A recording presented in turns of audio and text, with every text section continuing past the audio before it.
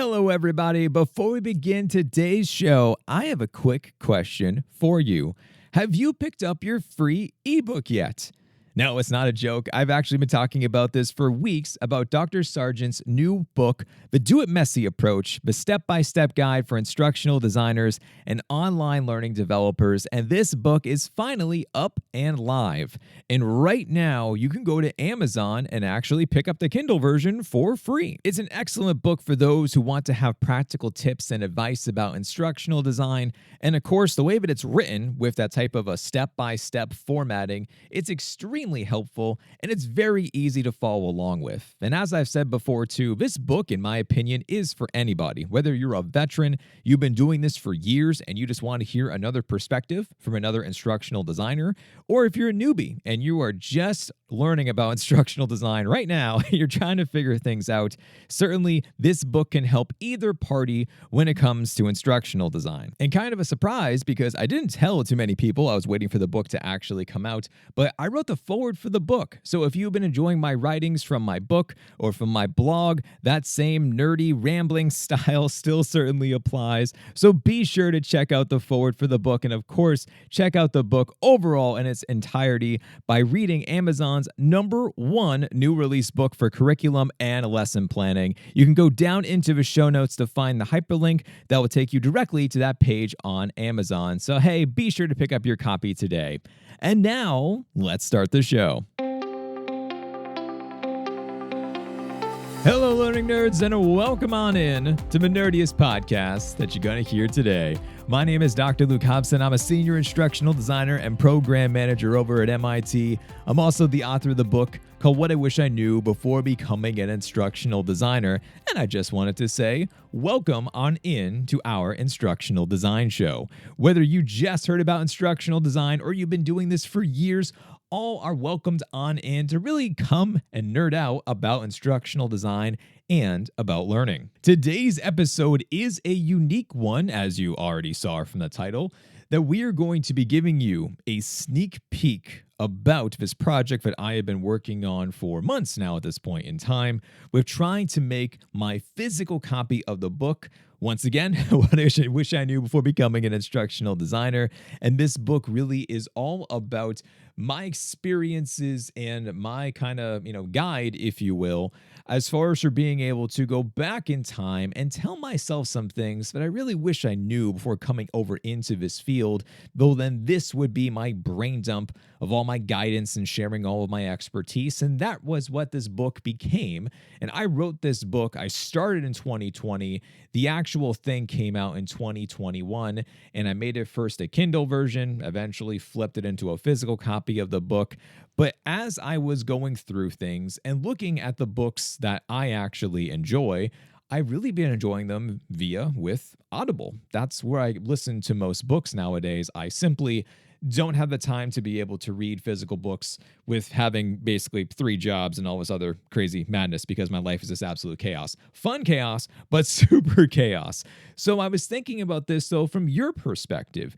You are also a busy person. You have things going on inside of your life. So why wouldn't I do the same thing for you with how I prefer to consume content? So what I decided to do was to go on this audiobook journey and try to figure out how to make an Audible version of my book. Now, I have been working on this for months because of procrastination and life events and all that other good stuff, but you know what? That always happens. But anyway, I decided to really pedal to the metal, trying to get this thing done. And luckily for me, it is finally done, besides the fact now that I need to edit everything. And if you have ever dabbled in editing before, you will know that it is a painful and long process to really go through things. So now I have to go through basically the 16 chapters, 18 chapters, something like that, of editing all of these different parts of just me speaking and going through all of this fun stuff. However, I wanted to give you a sneak peek about what this is actually going to sound like because it's different. It's me sitting down with you, reading a book, telling stories. So it's definitely a little bit different in nature. Still has the podcast kind of feel to it, but obviously a lot more information is packed inside of this thing. And I was thinking, and I was like, what is the best chapter that I can share with you, but to also still help you out on your own instructional design journey? And then it hit me. Why don't I share the chapter about how to build an instructional design portfolio? I think I get that question at least once a week of how do you set up a portfolio? What are you looking for when somebody is applying to a job and submits their portfolio? How do you know if it's actually great? What are you really looking for? And many similar types of questions. And finally, I was like, yeah, why don't I share this episode with you to give you this full amount of information? I think this thing was almost like 30 minutes long of just giving you a brain dump of this is exactly what I would like to see as an instructional design hiring manager, that if you were to go and apply to a job and send me a portfolio, this is what I would be looking for and what I would expect. And of course, if you do all of these things, and once again, I will say too, is this like, I am not going to be the only end all be all when it comes to giving guidance on portfolios. A lot of other people talk about things, and some people look for different things. I come from a design background, like a graphic design background. So when it comes to that type of portfolio, a lot of that background prior information, I brought that with me into instructional design land. Just so happens that now people are also looking for the same thing, which is a beautiful marrying of both design worlds that somehow came together, luckily. But this is a little bit of a different type of process compared to some other things that you might be hearing about. However, I will say that if you do build the portfolio, go through every single step of all the things I'm going to be mentioning about, this is going to put you light years ahead of other candidates, because now I don't have to do this type of like the awkward song and dance of trying to be able to get to know you and trying to break down some of these barriers. Instead, when you do a type of a submission with your portfolio, and let's say perhaps you do a presentation on the portfolio, you give a talk about it, or people didn't get us immediately dive on into interview questions, and you can answer those questions by then saying, hey, do you mind if I share my screen? Do you mind if I pull this out and show you my portfolio? I can definitely answer your questions that way. That is always preferred. Always. With every instructional design interview I've ever been a part of, if you can actually demonstrate it in real time and show us that you have gone through this, that you do know what you're talking about, and hey, here's the proof, that is a wonderful thing and will certainly separate you from other candidates. And of course, the whole point of this is to help you to stick out from the crowd, to make sure that you are standing out and that you would be the ideal candidate if you were to apply. Now, if the audio version is not your thing, by the way, I do have good news. The Cyber Monday sale from Amazon with my physical copy of the book and a Kindle version of the book are still going on. The book is still on sale. I think it's 30% off right now. So be sure to pick up your copy if you haven't yet so far. And if you do like my nerdy ramblings and teachings and you want to actually work together and going through a couple of things, you should sign up for my course about collaborating and building relationships with subject matter experts. I will be there for you to give you feedback. You'll see everything from all my videos, my activities, my assessments, and all that other good stuff too when it comes to forming partnerships with your SMEs. Now, that course is also currently on sale right now too, 20% off. You can go down below to follow that link and also see the discount code. So make sure you use that one as well. So anyway, I'm not going to talk anymore. That was a very long introduction to these things, and it's giving you a preference about what's to come. But hey, folks, this is the sneak peek chapter about how you build an instructional design portfolio. Chapter 6. How do I build a portfolio? I was a graphic design major in college, and a part of my required coursework was to create a portfolio that was both web-based and a physical book. Yes, back in the day, you would drive to Staples and go to their print lab with a thumb drive and pray that everything printed out the way you wanted it to. Sure enough, there were always problems. Sometimes the color didn't look quite right, or an image was cut off, or the paper stock you chose was evidently the worst one possible. Luckily for all of us, we have moved away from physical copies and can now create a beautiful portfolio in just a few hours. Before we begin covering building how to actually make this portfolio, though, we need to talk about a crucial component: their purpose. The concept of portfolios in instructional design land seems to be misunderstood from the amount of conversations I've had around them. Some aspiring instructional designers, and even current instructional designers, have never thought about creating one before. I can tell that this has been a bewildering process for those who try to apply for instructional design roles and dread seeing that the employer was looking to view their portfolio. The truth is that needing a portfolio isn't a new idea. In just about any kind of role, it's valuable to demonstrate your accomplishments and be able to walk someone through the process. You should be able to explain each step, the rationale, and how it all came together. This not only shows your value to an employer by seeing the final product, but arguably, it's more important to be able to express your thoughts articulately. To help you visualize all of these steps, I'm going to provide examples for designing a new leadership program. I've somehow found myself designing and teaching several leadership courses over the years, so this is not speaking to one program of mine in particular. These next steps I'm about to be talking about were written for someone who has designed some kind of training or course or program or workshop or something like that before. However, if you have never designed any kind of product before, don't worry about it. There are a few strategies you can take from this kind of project. Here are a few strategies that you can actually use for making a new kind of project. The first is to volunteer your time to gain experience. There are many local organizations near you that would just absolutely love your assistance with trying to create a new product for them. I've known designers who started off creating a project for a small local business, a church, a youth group, or something like that. If you are looking for paid work, you could also explore Fiverr or Upwork. These do come with their own challenges, however, such as working with indecisive clients, competition, and low rates. You can also make your own course. If you have a particular skill that you are passionate about with teaching others, you can always be your own subject matter expert. And lastly, many universities have had to transform their face-to-face courses into online versions, especially in the last couple of years because of COVID. If you would like to practice this activity, you can go onto a university's website, find the curriculum or find the syllabus for the course, and then use this as a case study for how you would approach the challenge. Now, with that being said, here are our steps. The steps. There should be clear and definitive elements for your portfolio that include introduction to the project, your role on the project, the problem statement, the research and analysis, the project goals, the design process, the design principles and learning models, and the learnings and next steps. So now let me break down each one of the things that I just said. First, the introduction to the project. Think of the introduction to the project as an about page. Write down the overview of the project, the timeline, and the involved stakeholders. Here is an example.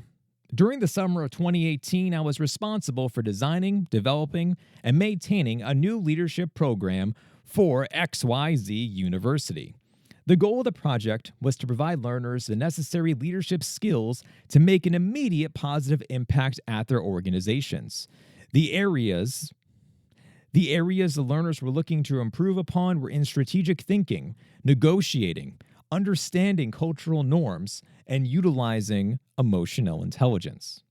Next is the role on the project. This one is kind of self-explanatory, but, here it goes.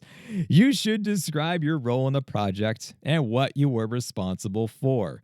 For example, my role on this project was to serve as the lead instructional designer.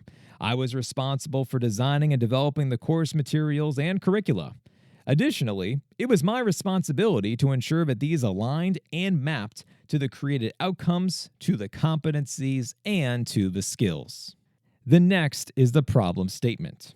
For the problem statement, describe the problem you were trying to solve and why it was significant. What value did you create by addressing this problem? Here's one for our leadership program example. Today's leaders in technical fields are incredibly educated on hard skills like coding, cloud computing, and data analysis, but they lack human skills like teamwork, creativity, communication, and empathy.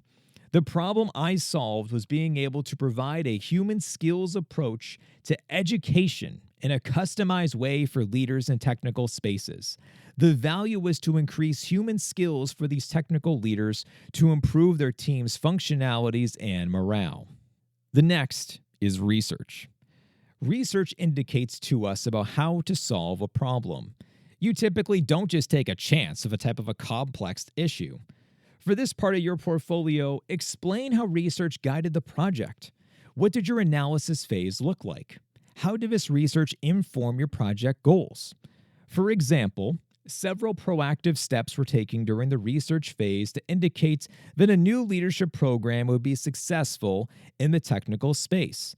The research started by drawing upon data from MC and from Burning Glass, both of which provided the latest on job market analytics. Afterwards, I conducted interviews of experts from the technical industry and academia to determine if these findings were correct. Lastly, surveys and interviews were conducted with potential learners of the program to hear what problems they were facing surrounding leadership. Your research might not have as many steps, by the way. It could literally be as simple as having, let's say, your marketing team suggest a new program that they want to be built, or from hearing from your dean or from your supervisor or your leader or whoever it was that is running the ship over there, that this was the direction that your team was having to move towards. Whatever the case, there is usually a bit of behind-the-scenes research for creating these decisions. Do your best with describing how the analysis was guided. The next step, project goals. While the main goal of the project is always to complete it on time and within budget, this section of your portfolio should specify a bit more about the behind the scenes of a design process. This is an ideal section to also use quantifiable stats.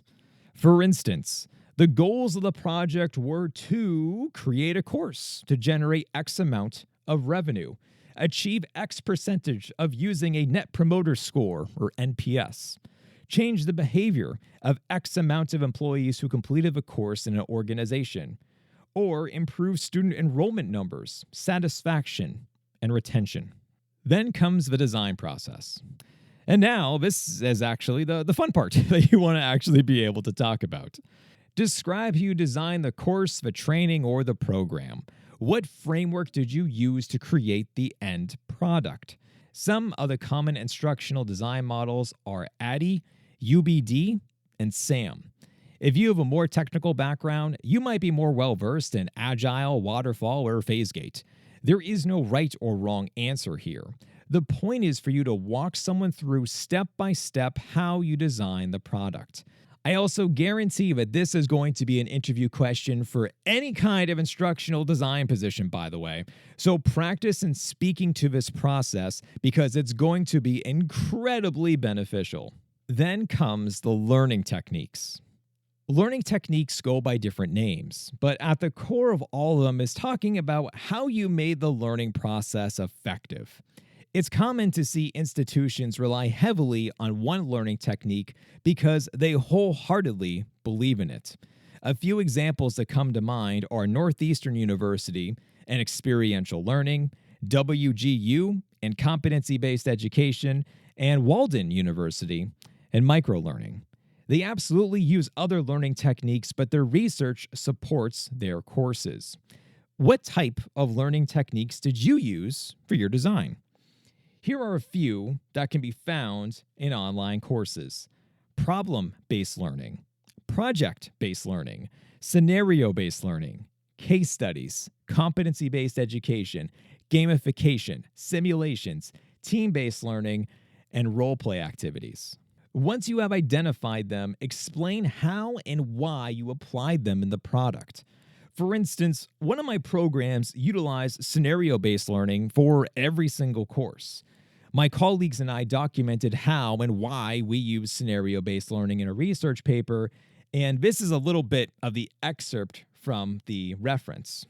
To create an effective and optimal learning experience for real-world applications, this program's curriculum was designed using a learning technique known as scenario-based learning, or shortened to be SBL. SBL uses hypothetical or real-life scenarios to support active learning strategies. These were based upon the mentioned case studies throughout the program and involve learners imagining themselves in the scenario. By going through this process, learners needed to use critical thinking and decision-making skills throughout each part of the required problem. Learners were also able to practice and apply these skills in a safe environment where learning from mistakes and sharing their experiences with others were encouraged. SBL was selected for this program due to the need for technical leaders to be able to apply the learned tangible skills in the workforce. In order to create effective scenarios, these scenarios were developed by the course team, visualizing themselves as being in the position of the learners. Scenarios could be practiced safely within the program's content and aided in the learning of transferable skills. Problems were drafted based upon the program's curriculum, articles, and videos. Once the scenarios were designed, subject matter experts and faculty members were consulted for their relevancies to a technical profession. To verify their accuracy, the course team had the opportunity to speak to learners from different industries who completed a pilot run of the program. Both quantitative and qualitative methods were utilized to collect, analyze, and apply learner feedback. Having a paragraph or two explain the learning technique will not only show your instructional design perspective, but also your research and learning science side. Then comes the learning and next steps. Finally, mention what you learned from the course findings and how you use this information to improve the product. There is no such thing as a finished course. There are always methods to improve a learning experience, and this is why data collection is so important. For some, this could mean evaluations from surveys. For others, it could mean focus groups, individual interviews, or observations. In whichever way you collected and analyzed the data can be highlighted, and then you can explain how you improve the product with this kind of information. To give you an example, I asked students in a survey to tell me how long they were taking on each type of problem. The expectation was that it was supposed to take them roughly 30 minutes. In actuality, these problems took them several hours, and I had the opportunity to ask them follow-up questions with timing, and there was confusion around how long the submissions should be. It was like trying to write an essay, but I didn't explain the page length. Since there was an open submission area, I assumed that learners were just going to write like a paragraph, and that was it. Learners assumed that I wanted them to write multiple pages. This information was quickly implemented to the course by adding clearer prompts to solve this problem for the future runs of the courses. And obviously, this is why it is so important to collect student and learner feedback. All of those things that we just talked about are the heart and the core of the portfolio. However, I have to mention a few other different topics too. So let's talk about authoring tools. First, let me say that you do not need to be afraid of authoring tools. I know that this section will make some of you nervous because you have never used an authoring tool before. These tools will not make or break an instructional designer. To be clear, you aren't a graphic designer, even though some organizations may want you to go in that direction. Luckily for you, a graphic design degree is not required to do this job. As new tools keep coming out, their developers are taking out the guesswork and making them more user-friendly. Now here is where things get confusing, and stay with me here. If your goal is to work in the corporate space and primarily focus on e-learning, you are going to be using different tools compared to instructional designers in higher education and vice versa. This is not an absolute rule, but you can hear and see these differences for yourself when you review job postings for corporate America compared to looking at a job from a university. From what I have been able to gather from many conversations with friends and colleagues and peers who love the corporate space, you will use tools such as Articulate Storyline, Adobe Captivate, Camtasia, and Articulate Rise. If you go on LinkedIn Jobs and search for instructional design positions at some of the most well-known businesses, you will see at least 2 of these tools pop up per job post. One thing to keep in mind is that many employers know these terms, so they're going to list all of them as their preference. In actuality, though, these tools are literally competitors with one another, and they roughly do the same functions. It's like saying it's important for someone to be able to master using both Canvas and Blackboard, even though their properties are borderline identical. I always say that if you know one learning management system, you can figure out the other ones, and authoring tools are basically the same, so to speak. Luckily, learning these tools does not need to be so complicated, since many companies have tutorials on their website, YouTube, or even courses on LinkedIn Learning or a similar type of a learning platform. All of these tools have their own unique purposes, but if I had to tell you to start with one over another, I would say to go and look at Rise first. The reason is twofold. For one, Rise looks fantastic. It's easy to design on, it looks great on mobile, and it's relatively simple to figure out. The second reason is that this will build up confidence and momentum for you as you are able to finally see your own design come to life. It's certainly still worth looking into the other tools that have a well-rounded background on them, but Rise is going to be my first recommendation. For the folks who want to work in education, you will primarily be working in a learning management system, or as we say in the field, an LMS. That's not to say that you won't be using any of the tools that I just mentioned, because that's definitely a possibility. I have embedded Rise before in one of my online courses for a university, so it's certainly possible to have this type of crossover. However, your knowledge of an LMS will be asked about first. If you don't know what this term means, by the way, an LMS is a platform that is going to host your course, and it's used to develop, deliver, and track student progress. The most popular learning management systems today are Canvas, Blackboard, D2L, Moodle, and EduFlow. Just like with the other authoring tools, you can find tutorials on any of these from the organization or from YouTube.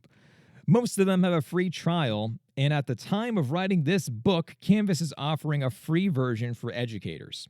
It's worth exploring this and trying to make a course that you would feel comfortable walking someone through in an interview. The last item I want to mention with these tools, which is extremely important, is please do not purchase all of these at once, I beg of you. If you added the total for all of the tools and access for a learning management system, we are talking about thousands upon thousands of dollars. All of the tools that I mentioned before have free trials that could potentially give you enough time to feel comfortable working with them and to use these for creations inside of your portfolio. One of my favorite tips that I want to share is that you should ask around your current organization to see if they have licenses already for any of these tools. I've found that many of these organizations have licenses essentially on standby, waiting for someone to claim them. A simple email to your IT department could save you thousands. And this actually happened to me, which is why I know to tell you this, is that I wanted to download Adobe's full Creative Suite, which is what I primarily used since I have a graphic design background. And I was thinking about buying it, but I figured, it's not going to hurt. Let me just send an email over to IT and let's see what they say. Sure enough, they had a spare license, and now life is good, and I saved myself from spending thousands of dollars. If your organization does not have this available, my final tip is to see if your professional development funds would cover this. You might be in an organization that supports your quest for new knowledge and wants to help you to move from one role to an instructional design role. If this is the case, a strong argument could be made to have your professional development funding cover the cost of a tool, for a training, or for a workshop. Once again, it does not hurt to ask, and this exact scenario has happened for many of my colleagues trying to move within one role to another within their same company. Now let's talk about wireframing. Wireframing is a bit underrated with a portfolio, but for designing courses, I feel that it's necessary. You are trying to demonstrate to the interviewers that you know how to create a learning experience, and putting each concept together will show this. Essentially, you are breaking down the parts of courses and showing how they would align within a module or within a section. For instance, you are showing what the student journey is going to look like inside of the course. The students' activities for the week are a reading, videos, a practice problem, and a discussion board posting. For the wireframing purpose, this is what it would look like. It would start with the reading and then move next into a little box into where it says video, to the next box that says practice problem, the next box says video 2, and then the next box says discussion board. Now, this is an incredibly simplified way of showing the learning experience, but that's what wireframing is. It is a very simple process of using shapes to map out the learning experience, to map out the learning journey, and what it's going to look like. You can also expand this out to show how the learning outcomes align to the learning objectives and how these align to the assignments and to the content. That might be overdoing it for a portfolio, but when applying to a job in higher education, they are going to love to see this kind of outline. There are many amazing tools out there to help you demonstrate this design process, by the way. Some other tools might make more sense for your target audience. I specifically use Google Sheets to show how my courses map out for each section when I'm working with the subject matter expert or with the marketing department so that they can follow along and see what I am thinking. These are my folks who want to see everything, but you want to keep it simple to read, to make comments on, and of course, to share. If you're working as a team and you want to do this activity with other designers, you can also use more sophisticated tools like Figma, Miro, or Adobe XD. Once again, though, I like Google Sheets since they are universal and pretty much everyone I know of has a Google account. The next thing we need to talk about are graphics and video. You don't need to be a graphic designer to make something look aesthetically pleasing. Adobe Spark and Canva, not to be confused with Canvas, are both relatively easy to use. They both come with tutorial videos to help you learn all about their features. One tool that I have used for videos and for video editing before is a tool that's called Biteable. What's nice about Biteable is that they have realism footage along with animations. You aren't stuck to one particular style, and this opens up more doors for creativity. I personally don't use Vyond, but I know of plenty of designers and trainers who do. This platform is an easy way to create professional-looking animations. If you have ever done a training in HR or for human resources before, I bet you're going to recognize Vyond from what it looks like. If you want to record your own type of tutorial, walking students through a process, you can use Camtasia, which I already mentioned, but for screen recording and for editing, that's where Camtasia really shines. There is nothing wrong, by the way, with recording on Zoom and editing with whatever type of tool that your platform has inside of its desktop, inside of your laptop.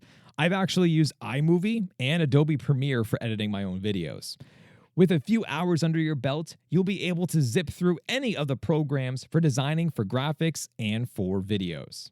And last but not least is the website. The final piece to the puzzle is your website. You don't necessarily need your own website, but I do find it helpful for hosting all of your content in one location. A separate website also builds your brand awareness, which is an added bonus. Some of the aforementioned platforms additionally serve as a content provider. If you want your own website, you can use Squarespace, Wix, or Weebly. Once again, you don't need a website, but I would recommend one. I prefer Squarespace. That's what I use over anything else because the customizations are very easy.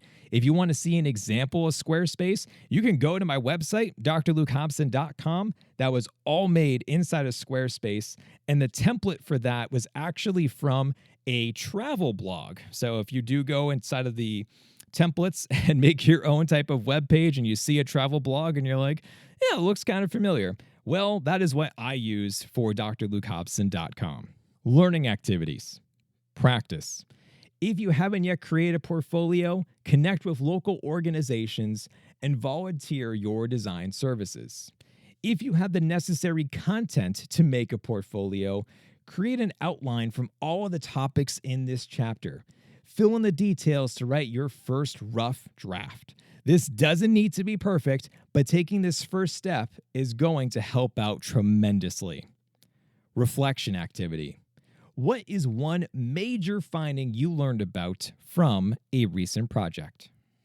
Well, I hope you enjoyed that episode, as I'm sure you heard, where you're like, that's a little bit different because, yes, I am actually reading you the real chapter from the book. And as you noticed the last couple of seconds ago, there are practice activities and there are reflection activities at the end of every single chapter, because this book, very much while conversational in tone, it is also going to be able to give you direction, because I want you to take action and not just consume content time and time and time again, and then you don't follow through with things, and eventually you actually forget about things. So I want you to take action at the end of every single chapter, and of course, with the audio version, you're going to be able to listen to those questions, pause, take that action, and then go on and listen to the next chapter. At least that's what I'm envisioning some of you going to do. I also know, though, that some of you are going to crush the entire thing in probably like a day or two, which is also fine, however you prefer to learn, but that is my preference for you about taking action. Anyway, folks, if you enjoyed today's episode, please share it with somebody who has instructional design portfolio questions. A lot of people are wondering about how to do this, and hopefully this points them in the right direction about how to actually make this, and at least one perspective about what one hiring manager is looking for. If you enjoyed this episode, be sure to subscribe to the nerdy content everywhere with the podcast, the YouTube channel, and everything else that I have going on, just so that way you can be the first to hear and to get that type of alert about what is to come. And once again, the book is still on sale on Amazon right now, the physical copy of the book, while I'm trying to work out the audio version. But if you don't have the physical copy of the book yet, or the Kindle version of the book, that is currently on sale. You can go into Amazon and find that. And once again, the Cyber Monday sale is currently being continued for the course about collaborating and building relationships with subject matter experts. You can get a 20% off code if you go down below into the show notes, find that link, and you'll be all set and good to go. And of course, I look forward to reading more about your submissions inside of a class.